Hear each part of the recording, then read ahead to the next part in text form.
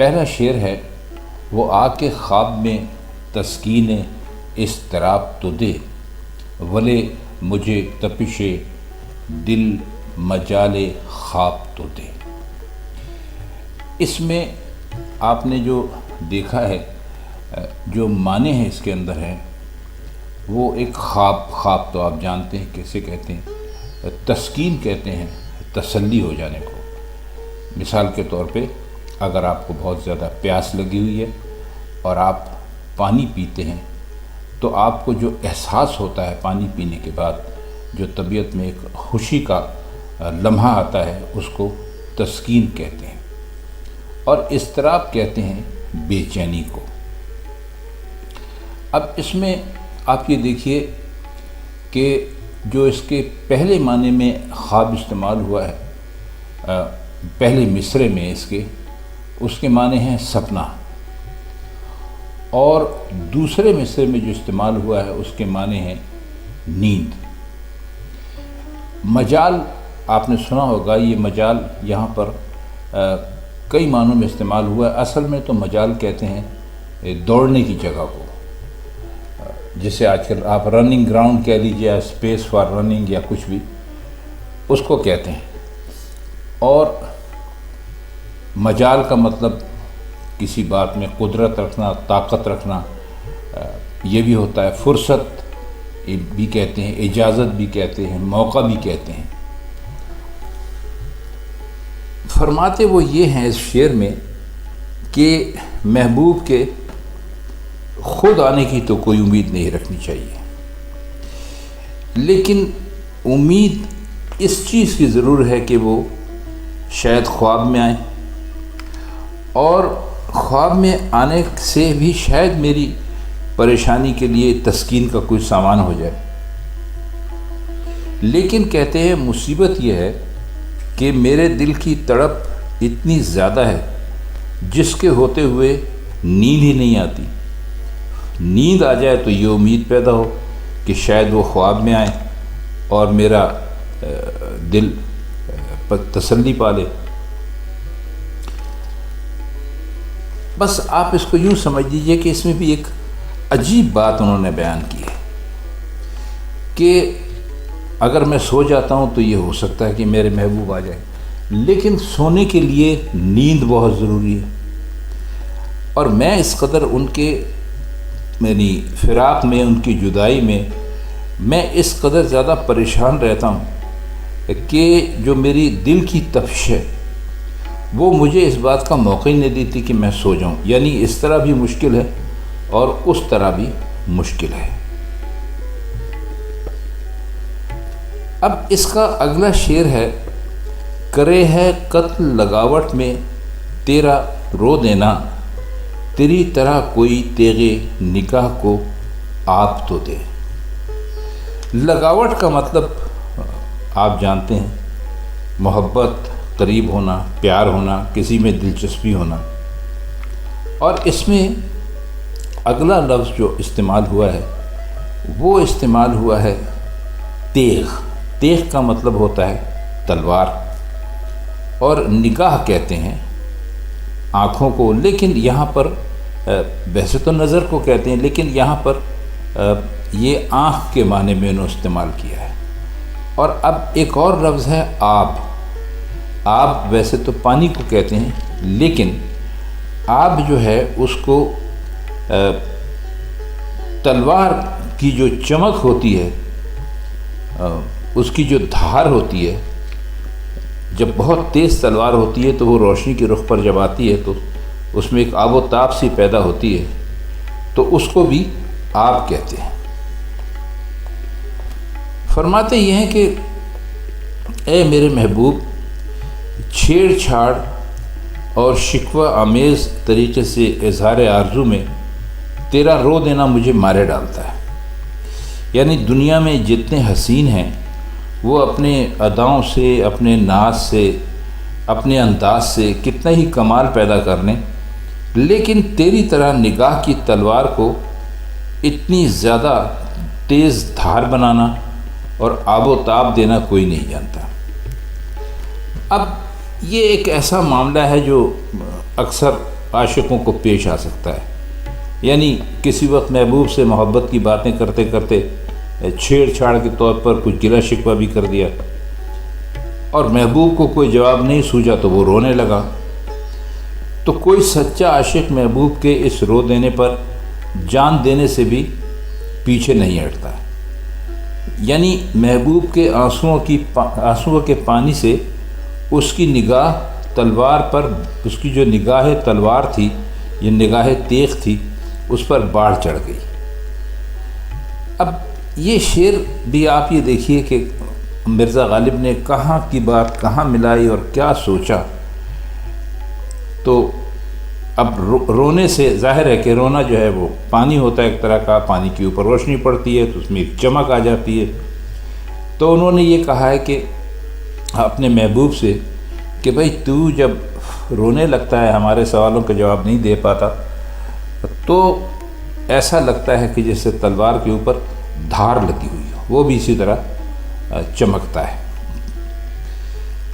شعر نمبر 3 ہے، دکھا کے جنبش لب ہی تمام کر ہم کو، نہ دے جو بوسہ تو منہ سے کہیں جواب تو دے۔ اس میں لفظ بوسہ آپ جانتے ہیں، بوسہ کہتے ہیں چومنے کو، اور جنبش کہتے ہیں ہلنے کو، اور جنبش لب کا مطلب ہے ہونٹوں کا ہلنا، یعنی بات کرنا۔ جنبش لب، ہونٹ، ظاہر ہے کہ جب ہونٹ ہلتے ہیں تو وہ اسی وقت ہلتے ہیں جب کوئی بات کرتا ہے۔ تو انہوں نے اس کو، گفتگو کو، محبوب کی بات کرنے کو یہاں پر جنبش لب کہا ہے۔ تو فرماتے یہ ہیں کہ بھائی ہمارے محبوب سے کہتے ہیں، اپنے محبوب سے کہتے ہیں کہ تجھ سے بوسے کی تو امید ہو ہی نہیں سکتی، تو اگر بوسہ نہیں دیتا تو اپنے ہونٹ ہلا کر صاف صاف انکار کر دے، یعنی منہ سے کچھ بول تاکہ ہمارا کام تمام ہو جائے۔ بہرحال تیری طرف سے کوئی نہ کوئی جواب تو ہونا چاہیے۔ اب کام کیوں تمام ہو جائے کہ جب تک محبوب نے یہ محبوب سے بوسہ مانگتے رہے تو محبوب نے نہ اقرار کیا اور نہ انکار کیا، پھر ان کو ایسا لگا کہ یہ تو ہمیں کبھی بھی بوسہ نہیں دے گا یا بوسہ نہیں دے گی۔ تو کہتے ہیں کہ اگر یہ بھی منظور نہیں ہے تو کم از کم اپنے ہونٹوں کو کچھ ہلا، منع کر دے، اور تو جانتی ہے یا جانتا ہے کہ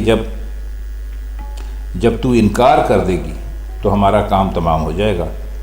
تو کہتے ہیں کہ بھائی ہم تو مرنے کے لیے تیار ہیں، اس کشمکش میں، اس مشکل میں اب زندہ رہنا ہمارے لیے بڑا مشکل ہے کہ تو نہ تو ہمیں بوسہ دیتا ہے اور نہ ہی ہمیں انکار کرتا ہے، تو اگر بوسہ نہیں دیتا تو کم از کم انکار ہی کر دے تاکہ ہم مر جائیں۔ شعر نمبر 4 ہے، پلا دے اوک سے ساقی جو ہم سے نفرت ہے، پیالہ گر نہیں دیتا نہ دے شراب تو دے۔ اوک کہتے ہیں خواتین و حضرات، آپ اپنے جب دونوں ہاتھوں کو جوڑ کر ایک پیالے کی شکل میں لے آتے ہیں، اور آپ نے دیکھا ہوگا اکثر جگہ پر ایسا ہوتا ہے کہ پانی پیتے وقت کوئی اور اوپر سے پانی ڈال رہا ہوتا ہے اور آپ اپنے دونوں ہاتھوں کو جوڑتے ہیں اور وہ جڑے ہوئے ہاتھوں میں آپ پانی روک لیتے ہیں اور پھر وہ پانی آپ پیتے ہیں، تو اس کو اوک کہتے ہیں۔ مطلب جب پینے کے لیے برتن موجود نہ ہو یا برتن پلانے والا برتن نہ دینا چاہے تو پانی پینے والا دونوں ہاتھ ملا کر وہ گہرائی سے جو پیدا کرتا ہے تو اسے اوک کہتے ہیں۔ شاید یہ سلسلہ چھوت چھات کا جو پاکستان ہندوستان میں رواج ہے اس سے پیدا ہوا ہو۔ بہرحال ہم نے اس کے معنی آپ کے سامنے صاف کر دیے ہیں، امید ہے کہ آپ کی سمجھ میں آ گئے ہوں گے۔ تو ساقی کہتے ہیں شراب پلانے والے کو، یہ آپ اچھی طرح جانتے ہیں۔ اور باقی شعر صاف ہے، ساقی سے مخاطب ہو کر کہتے ہیں کہ اگر تجھے ہم سے اتنی نفرت ہے کہ پیالے میں شراب نہیں دینا چاہتا تو کوئی بات نہیں، ہم تو ساغر ہو یا جام ہو، پیالہ ہو، گلاس ہو، ہر چیز سے بے نیاز ہیں، ہم تو اوک میں بھی شراب پینے کے لیے تیار ہیں، مگر ہمیں شراب دینے سے منع نہ کر، یہ ہمارے لیے ایک نعمت ہے اور ہمیں تو اس نعمت سے محروم نہ کر۔ آخری شعر ہے، اسد خوشی سے میرے ہاتھ پاؤں پھول گئے، کہا جو اس نے ذرا میرے پاؤں داب تو دے۔ اس میں بھی اسد انہوں نے اپنا تخلص استعمال کیا ہے بجائے غالب کے، تو یقیناً یہ غزل اس وقت کی ہے جب مرزا غالب نے غالب تخلص ابھی اختیار نہیں کیا تھا، اور وہ اپنے آپ کو اسد ہی لکھا کرتے تھے۔ بہت اشعار انہوں نے ان کے ایسے ہیں کہ جس میں اسد انہوں نے استعمال کیا ہے۔ مثلا مشہور شعر ہے، مارا زمانے نے اسد اللہ خاں تمہیں، وہ ولولے کہاں وہ جوانی کدھر گئی، وہ آپ نے سنا بھی ہوگا۔ اور ہاتھ پاؤں داب دے، اب اصل میں یہ پاکستان، ہندوستان وغیرہ میں یہ ایک دستور ہے کہ جب کوئی بہت تھکا ہوا ہوتا ہے تو وہ کہتا ہے بھئی میرے ہاتھ دبا دیں یا میرے پیر دبا دیں، تو اس سے اس کی تھکان کچھ دور ہو جاتی ہے، اور اس کے اگر درد ہوتا ہے تو وہ بھی ختم ہو جاتا ہے۔